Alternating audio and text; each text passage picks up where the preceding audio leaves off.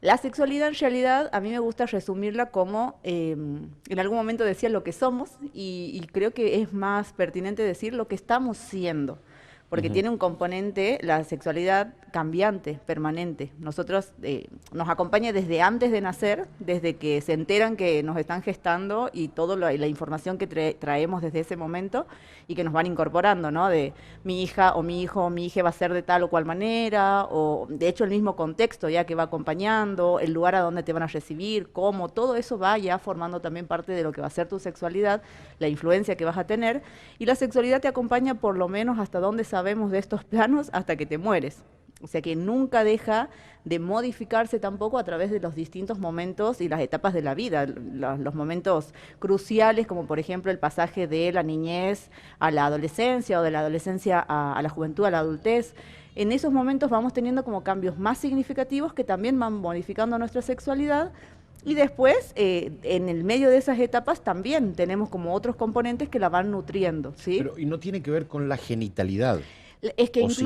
incluye, como te decía recién, es lo que estamos siendo, porque el concepto de sexualidad abarca desde la identidad, la expresión de género, abarca el sexo, abarca la genitalidad, abarca el vínculo, y todo lo que nosotros somos o estamos siendo, como te decía recién, es en relación a un otro, o sea que también implica a la relación que tenemos con el ambiente o con las personas de ese ambiente.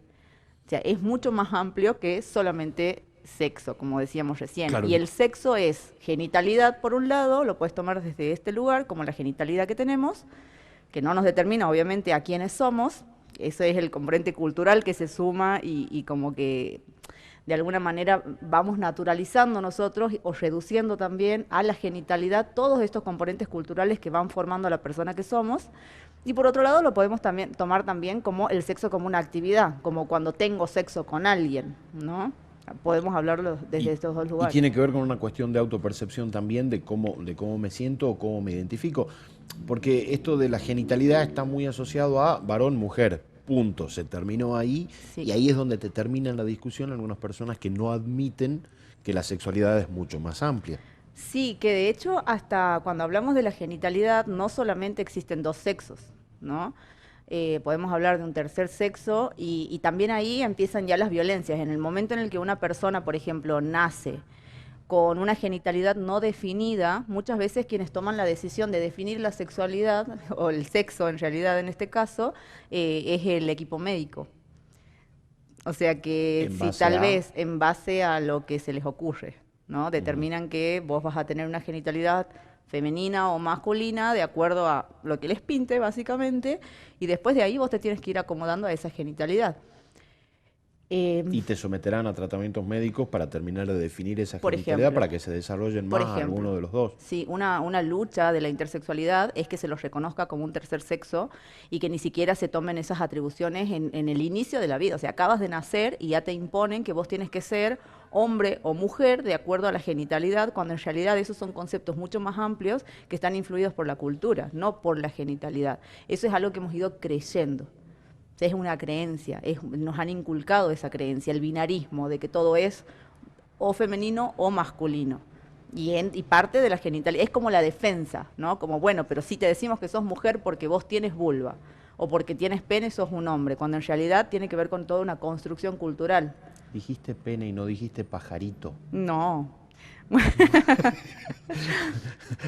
Perdón, esa costumbre que hay ¿viste? De ponerle otros nombres a lo que ya tiene uno. Bueno, pues te imaginarás que yo tengo mucho, ahora trato ya de no, pero vos que me conoces un poco y bastante, suelo discutir mucho. Sí. En estos temas trato ya de no discutir porque ya termina a veces causándome gracia o espanto, ¿no? Como voy a las polaridades. Pero te cuento que hace unos meses, estaba compartiendo una comida con gente conocida, de muchísima confianza, y entramos en estas discusiones, ¿no? Como sobre la sexualidad en distintos, estábamos hablando de relaciones en realidad, las relaciones abiertas, que las relaciones monogámicas, ¿no? Y bueno, una cosa va llevando a la otra.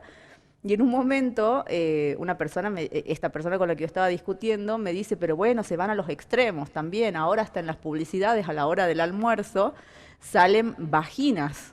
Yo no veo tele, no sabía de qué me estaba hablando y me cuenta que es un comercial que no sé si quieren vender una crema, algo, ¿no? Alguna cuestión para la vulva. Entonces yo le digo, la vagina no, la vulva. Y me dice, bueno, ves, ahora ya le cambian el nombre, ya están haciendo cualquier cosa. Claro, Y no, eso habla de la no, señora. desinformación que tenemos. Para eso sirve la ESI, Exactamente. entre otras cosas. Sí, sí, sí. A mí me gusta mucho poder informar, es como trato de que ese sea mi rol en los espacios en los espacios que ocupo y es muy, para mí ha sido muy fuerte como estudiante darme cuenta de que cuando hablamos de patriarcado lo vemos como algo que está así como, es algo como externo, como lejano, ¿no? Y cuando vos te pones a estudiar, en mi caso, la sexualidad humana, por ejemplo, te das cuenta que hasta nuestros genitales tienen nombre de varón. ¿Y para qué vamos a hablar de que es porque los hombres por lo general eran los que accedían a poder hacer estudios porque nosotras ni siquiera teníamos habilitada la posibilidad de formarnos, de estudiar, de investigar, etcétera? Pero para mí, por ejemplo, ha sido muy fuerte, primero la explicación, ¿no? De por qué las personas por lo general conocemos a la genitalidad femenina como vagina, solamente reducida a ese orificio que es una sola parte de todo lo que de lo gigantesca que es nuestra vulva, ¿no? Sí, No sí, me refiero sí. a tamaño, ¿no? Sino No, de todo lo a que toda la su compone. estructura, Que todo es lo que la claro. compone. Y es de las otras preguntas que a mí me gusta mucho hacer. ¿Vos sabés qué significa vagina? No tengo ni idea, así que vamos por ahí. Significa vaina. Es la vaina donde se enfunda la espada. O sea, toda nuestra sexualidad está nombrada también desde una perspectiva machista y patriarcal, a donde nosotros terminamos siendo, y esto también para hablar de roles de género, ¿no? Que hablaba hace un rato de esto, de la cuestión cultural, sobre que la ponen sobre nuestra genitalidad, pero que tiene que ver con otras cosas. Nuestra función como seres humanos, en el caso de las mujeres cis, termina siendo una función de objeto que satisface el deseo de un otro. En este caso es del varón. Y en este ejemplo claro lo podemos notar. Nosotros somos la funda, la vaina, perdón, donde se va a enfundar la espada, y no tenemos como otra función. De hecho, tiene, no sé, menos de 30 años el estudio del clítoris, que hoy por hoy sigue habiendo gente que no sabe ni siquiera que existe, menos dónde está y menos se toman el trabajo de buscarlo o averiguar en el momento de un encuentro sexual con otra persona, ¿no? Pero es importante que tengamos en cuenta que el clítoris, por ejemplo, hasta ahora la única función que se le conoce es el placer. Claro, Y está apoyado de los libros, no existe. porque no tienen que tener Porque placer a ustedes. nadie le interesa que las mujeres experimenten placer. Nuestra función, y ahí entra también, ¿no? El rol de la iglesia, bueno, y toda la moralina que se pone sobre nuestra sexualidad, y el rol de nosotros termina